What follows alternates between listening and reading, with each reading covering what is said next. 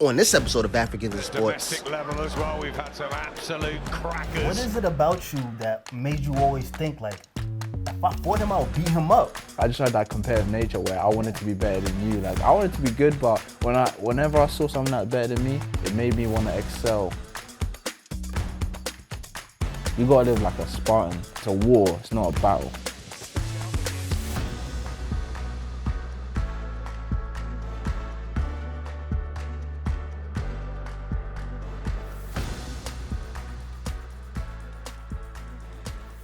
We're back with another one, Africans and Sports fans. I'm your host, Chris Kosizi Strawn. Today, we're in England to chop it up with my guy, Luther Clay. Luther, What's up, man? what's going on, bro? Nothing, man. Pleasure to meet you, bro. Pleasure to meet you too, man. I see you looking real cozy with this Valentino sweater you got going on right here. I had to get the one good jumper I got out, you know what I mean? I feel you, bro. That's a good look for you, man. Yeah, thank you, man. Appreciate it. You're born in South Africa. Yeah. Take me back in the day to the beginning. So, I was born in Durban, Pinetown, the inner city.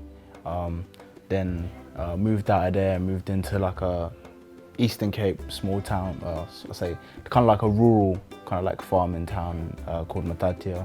And it was hard over there. Like, I wouldn't say it's like the hood or anything, but it's just real poor, you know what I mean? Like, everything there is poor, like the people, the property, everything, but people are very lively, got good spirit, but it was hard growing up there. We moved from there in 2000, my mum got like a job offer to come over to England as a nurse. I think that time there was a shortage of nurses in England and Europe in general. It was very different coming over, like compared to where you've been in Africa and then you come to England, just everything's different. What I remember when I was young, like I used to get into a lot of fights at school. So my parents paid for me to go to a private school.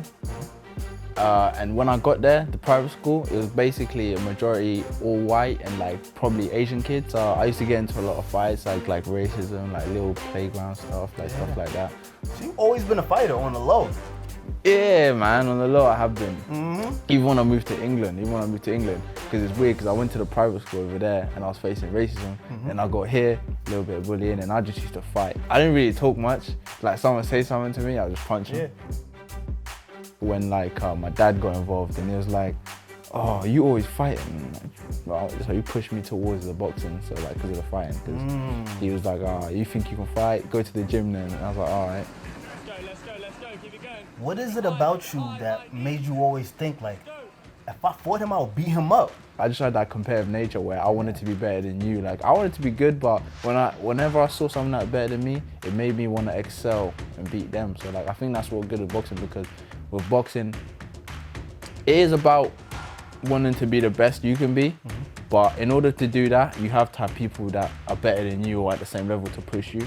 And I think it really meshed with me, because I was real competitive. Originally from South Africa, now fighting out of Southampton, Luther Clay. What challenges have you faced before turning pro? Like during that time, what was it when it was like, man, this is tough. I don't know if I can get through this. I think the toughest challenges was once again getting someone to invest in me. The guy that said he'd turn me pro, he said it and he just left me on the shelf. So I considered stopping, but at this point, my girl was like, you already started, like just keep going, like something can come up. Doors weren't opening, but people were seeing me in the gym working and seeing like, who's that kid? I haven't seen him before. And they're like, he's that kid Luther. And they're like, wasn't he like really fat like a couple months ago? Do you know what I mean? Because I lost like maybe 20 kilos in like 4 months or something crazy. And then I was just in shape, but I wasn't doing anything. And then I just kept at it. And then it was getting to the point where, okay, I'm 22 now, 23. I ain't got no money. Like I'm spending money putting into this. I ain't getting no money in. And my support is okay, because it's like my childhood friends and my schoolhood friends, but it's not growing. So like, I was just getting to a point where I was stressed with everything. I was like, man, I'm ready to just get a job. Like I'm ready to get a job. Like to the point where like I was still winning fights, but I was just like, whatever. Like, there's a point where I didn't even think I was gonna win fights, and I kept winning them. Me, luckily, I was in a position where I ain't got no kids, I ain't got no dependents. You know, like it's just me. So if I'm struggling, it's okay, because I'm not having to provide for anyone.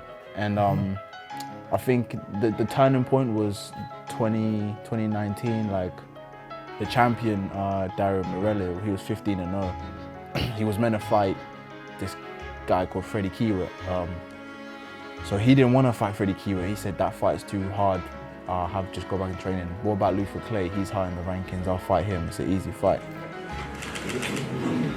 I thought I could beat him, but I was thinking if it goes to decision, like I'm gonna lose. So I went over there with the mentality like I'm just gonna walk through him and just try to dog him and just, you know what I mean, try and knock him out. I ended up knocking him down twice, the 5th and 7th round. He got up every time, and I was like, oh, okay, wow. you tell, you know what I mean? I won every round on the cards, yeah. So like I got the belt, and then afterwards the WBO, the organization which I won the belt for, they was like, okay, now you gotta fight Freddie. And I was like, bring him. How much am I getting paid? Yeah, how much am I getting paid?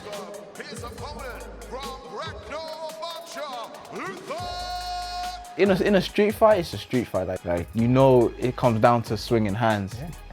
And with boxing, it's a lot different because like it's skill involved. Like I only had 11 amateurs. So these guys had hundreds. Probably boxing from the age they were like 6, some of them. So I was like, so I always had that doubt in my mind that I can't compete with these guys because, you know, they got more experience. They got more fundamentally sounder than myself. I'm in a good position now. I've got a title. I've got a high ranking, number 5 or 6 in the UK, number 70 in the world. Like, wow. So we're creeping in close to like the big money fights, all because of them 2 opportunities. Which, you know, like I said, I didn't think I was gonna win them fights at first, but I just took it anyway because I was like, you know, what are you gonna do? If you lose, you lose. If you don't take it, you ain't gonna get nowhere anyway because you're stuck. So you gotta do something. You gotta live like a Spartan. It's a war. It's not a battle. I'm realizing that there's no time to celebrate until you're finished. So now I'm gonna be stopping now. Only celebration I'm gonna be doing, you know, just chilling with my family and my friends and little bits. But I think I understand now that it's getting past the learning stage where I was at. And now it's real. Like now I'm looking at the top 100 in the world and there's killers everywhere. It's weird because when I turned professional, I didn't really know how far I was gonna get. So I had like this goal. I had like, okay, top 10 in the UK and maybe top 100 in the world. Right now, where I'm at now in terms of the UK rankings, the only thing left for me to do in the UK rankings is fight for the British title. What an opportunity for Luther Clay and Chris Congo. This is a chance to go on and establish yourself as a major name on the domestic scene, to make waves internationally as well. And this is it's always going to be hard, but it's going to be harder when you quit. And you see a lot of people in life, like they got something they wanted to do, they loved, and they let the fear of failing or the fear of parents' pressure telling you to do this. The worst thing you could ever do is live your life trying to make other people happy, because you never will be. So if there's something that you love doing, even if you're struggling, you're in a bad place, do your best, keep going with it, stick with it to the very end. If it works, you're gonna be happy, you're gonna be making money, you know, you're gonna be doing what you love. If it doesn't, well, you tried, you got no regrets. I appreciate your time, man. Yeah, man. It's been a true pleasure, bro. Real talk. Yeah, for sure, man. Y'all make sure y'all check out my guy Luther. He's up and coming. He's gonna make sure all those goals happen that we talked about. He's repping South Africa and the UK. I'm your host, Coach CZ. This is Africans in Sports. We out of here. Love, man.